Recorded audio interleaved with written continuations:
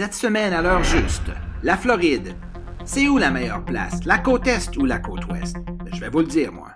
Bonjour à tous, ici Daniel Tremblay, courtier immobilier pour la côte ouest de la Floride. Bienvenue à un autre épisode de l'heure juste. Aujourd'hui, on se pose une question que beaucoup de gens se posent. Est-ce que c'est mieux la côte ouest de la Floride ou la côte est? Bien là, la réponse à ça, bien, ça va dépendre de plein de choses, hein, vos intérêts, ce qui vous attire le plus en Floride, les activités que vous aimez faire. Et puis, mais il y a quand même des choses qui sont très différentes entre les deux côtes. Et moi, j'ai mon opinion, hein, laquelle côte que je préfère. Vous allez me dire, ben, c'est sûr, tu es courtier sur la côte ouest, mais c'est pas que je prêche pour ma paroisse, même si je prêche un peu pour ma paroisse, mais il y a des faits et aujourd'hui, on va parler un peu de ça. Mais c'est tout dépend de vos goûts, comme je disais. Je vais commencer par la moyenne d'âge en Floride dans différentes villes. Si on regarde Panama City, là, on parle de 39 ans, c'est la moyenne d'âge. Parce que ça aussi, ça va jouer beaucoup. Si vous avez une jeune famille euh, et puis vous aimez un endroit qui est dynamique, en même temps sécuritaire, la moyenne d'âge va jouer beaucoup. Tallahassee, 26,9 ans. L'endroit en Floride où c'est le plus jeune, c'est Gainesville, hein, avec ses universités. 26 ans, la moyenne d'âge. C'est incroyable, hein? Quand on pense à la Floride, on pense toujours retraité, snowbirds. Tampa, 36 ans. Sarasota, 49 ans. C'est pas loin, là. Tu es à 50 minutes de route. Il y a 13 ans de différence de moyenne d'âge. Saint Petersburg aussi, évidemment, c'est dans la trentaine aussi. Fort Myers, 40 ans. Naples, 66 ans. Miami, 40 ans. 42 ans, Fort Lauderdale. J'aurais pensé que c'était plus vieux que ça, mais West Palm Beach, wow, 70 ans. Incroyable, hein? Vero Beach, 53. Melbourne, 57. Orlando, 34 ans. Et puis Daytona, 40 ans. Donc, ça peut peut-être jouer. Hein? À Naples, ce n'est pas la même vibe le soir. Là. Il n'y a pas beaucoup de choses à faire à Naples. Il y a des belles plages pas loin. Il y a une belle rue centrale, mais à part ça, si vous êtes avec une famille là, si vous aimez sortir, vous aimez plein de restaurants, vous allez peut-être être moins heureux là. Donc, voilà pour la moyenne d'âge. Les gens me demandent aussi souvent les ouragans. Les ouragans, es-tu plus à la côte ouest ou à la côte est? Bien, regardez la force des ouragans dans les 25 dernières années, 30 dernières années, les ouragans qu'il y a eu. C'est pas mal égal, là. C'est sûr que Fort Lauderdale et Miami semblent être plus frappés de plein fouet lorsqu'il y a un ouragan. Hein, ça passe direct, ça part d'Afrique, hein, puis là, ça s'en vient, ça frappe les îles, les Caraïbes, puis là, boum.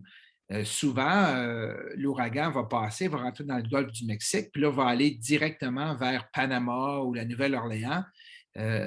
C'est rare que ça fait une courbe, là, ça arrive, là, puis là, ça va frapper Fort Myers, comme on voit ici, là, Port-Charlotte, catégorie 4.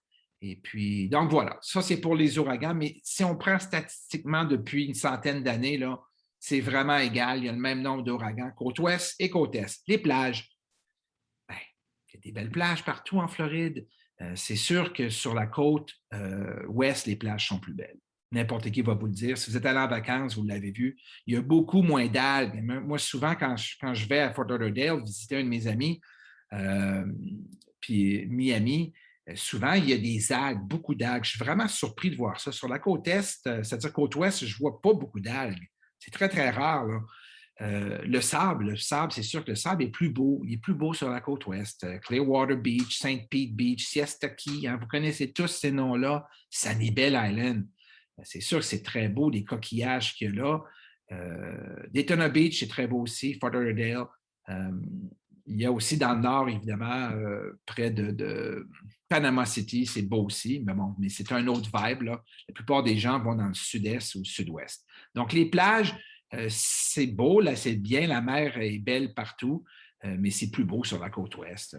Vous avez juste regardé des photos de l'eau, la couleur de l'eau, là, dans le coin de Sarasota, Clearwater. Il doit y avoir une raison pour laquelle ça s'appelle Clearwater. Où est-ce que les gens déménagent là, en grande majorité? Bien, ici, on a vraiment là, les villes qui sont les plus visées par l'immigration, là, Orlando, vraiment son lot de personnes aussi, mais Tampa, là, Fort Myers, en fait, toute la côte ouest, là, à partir de Cape Coral jusqu'à Tampa, Clearwater, il y a beaucoup de gens qui déménagent là. Puis sur la côte est, on le sait, c'est Miami, Hollywood, Fort Lauderdale. Un peu au nord, Port-Sainte-Lucie aussi, qui est très beau en passant. C'est sûr que la vibe de la côte est, ben, c'est plus énergétique. Hein? Il y a plus d'énergie qu'on ressent quand on va à Miami ou Fort Lauderdale. La côte ouest, en général, on pourrait dire c'est plus relax, un petit peu plus. L'atmosphère est plus relaxée. Mais il ne faut pas se tromper, là. Il y a un bassin, quand on regarde ici, là, dans la baie de Tampa, eh bien, vous avez Clearwater, Saint Petersburg, Tampa et Sarasota, qui sont tous des endroits vraiment intéressants à visiter, à voir. Il y a une foule de restaurants. Tout le centre-ville, là, sur le bord de l'eau de Saint Petersburg, a été refait depuis une dizaine d'années. C'est magnifique. La vibe est très jeune, là, très, très jeune. Tampa, ben, c'est une grosse ville, hein? C'est une grosse métropole. C'est comme Montréal. Je dis métropole, mais une grande ville. Donc, c'est pas vrai que c'est super tranquille, c'est la côte ouest.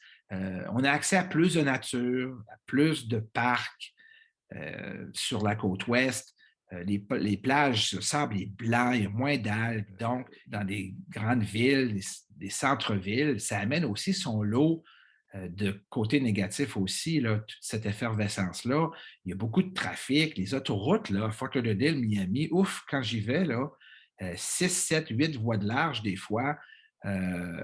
Puis, vous l'avez vu, c'est à 95. Il faut vraiment avoir des yeux tout le tour de la tête parce que il y a des conducteurs que, ouf! Prenez un 10 jours, là, puis descendez la côte est, allez voir Port-Sainte-Lucie, allez voir West Palm Beach, descendez là, jusqu'au bout. C'est sûr que dans les Keys, là, avec une famille, il ne se passe rien là, c'est très touristique, puis il n'y a pas grand-chose, il n'y a pas grand centre là, donc il y a beaucoup moins de gens qui déménagent là, avec une famille pour vivre. Et puis après ça, remonter par Naples, Fort Myers. C'est très différent. Hein? Fort Myers versus Sarasota, là, c'est le jour et la nuit. Là. Et puis, il faut aller le voir pour comprendre. Et puis, Clearwater et Saint Petersburg, même chose, très différent. Donc, vous allez en avoir pour tous les goûts. Alors, moi, personnellement, évidemment, j'ai choisi de vivre sur la côte ouest pour des raisons de sécurité, pour une raison de plus belles plages, pour une raison d'accès à plein de parcs. Il y a beaucoup de forêts encore naturelles, beaucoup de parcs d'État. Hein. Et puis, moi, pour ma famille, j'ai décidé que c'était vraiment sur la côte ouest, dans le coin de Lakewood Ranch. Et puis, très, très bien. Il y a 36 villages, 36 subdivisions, 36 quartiers, toutes clôturés.